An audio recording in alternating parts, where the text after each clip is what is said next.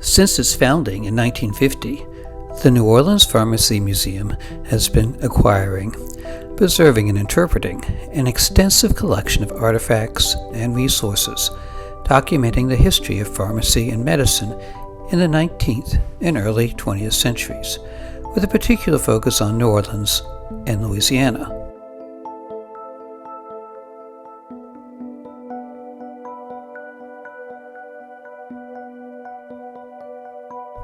The building that the museum occupies is itself a historic landmark, a classic Creole townhouse in the French Quarter constructed in 1822 that served as the apothecary and residence of a pharmacist, Louis J. Duffihold, Jr., the first licensed pharmacist in the United States. He was there for 30 years until 1855. I love museums, and being a physician, I particularly love medical museums. This one is my second favorite, almost as amazing as the Paris Medical Museum. It has 2 stories, the first floor emphasizing the many types of medicines and their uses, known as patent medicines. There were more than 1 million patent medicines on the market by 1900.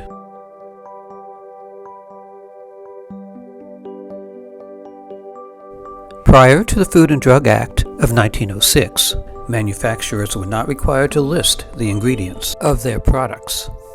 The last product on this shelf, magnesium sulfate, was only taken off the market last year. It is quite effective as a laxative. The first stethoscope was invented in 1816 by a French physician who was too shy to place his ear against a woman's chest. The binaural stethoscope was invented in 1852. Bottles containing poison were given distinctive colors and textures. These STD treatments were composed of estrogens and/or arsenic. Before antibiotics, elemental mercury was the only treatment for syphilis. It probably helped a little, killing some of the bacteria while causing insanity and early death of the patient.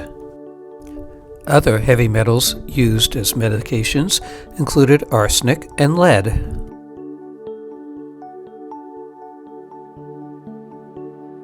Tobacco was recommended for anxiety, to induce vomiting, and for certain skin conditions.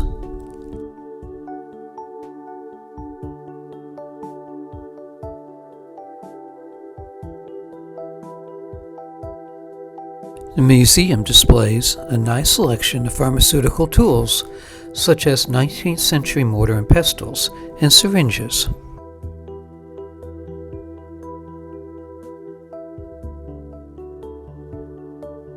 These hive-like structures are actually stacks of prescriptions stuck on a wire spindle. Pharmacopoeias listed plants, crude drugs, and compound medicines. When I was a medical student and an early resident, every year the drug companies produced a big red book listing all their products. Organized by a manufacturer, it was nearly impossible to find any specific medicine.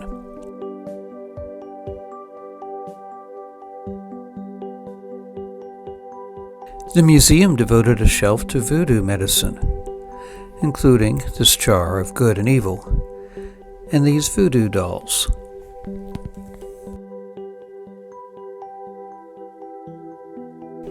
Dating as far back as the 1820s, pharmacies offered soda fountains as a way to sweeten the taste of bitter medicines.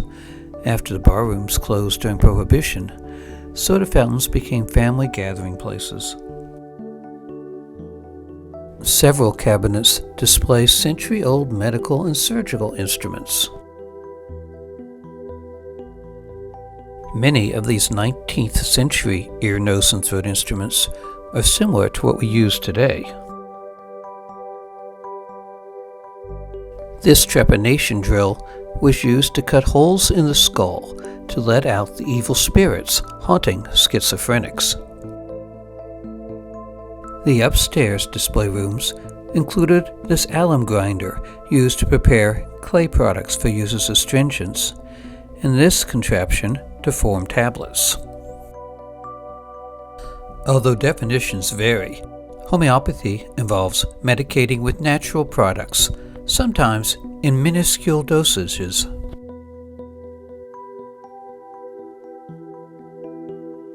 Midwifery has been practiced since the beginning of humanity. Regulations are only recent. Here they display an early 20th century obstetrical table and the many instruments used in obstetrics. Many of these are still used today.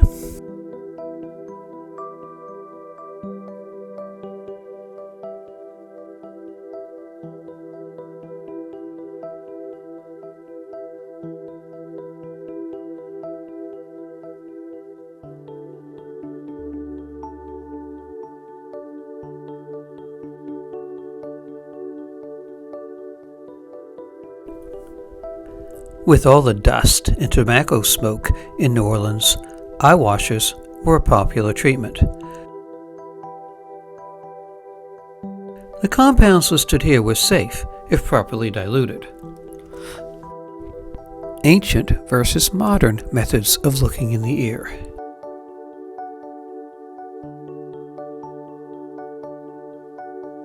We still use silver nitrate today to burn off warts.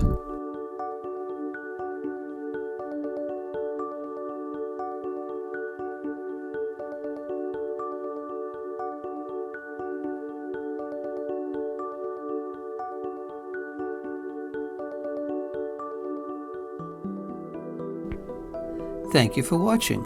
Please like and subscribe.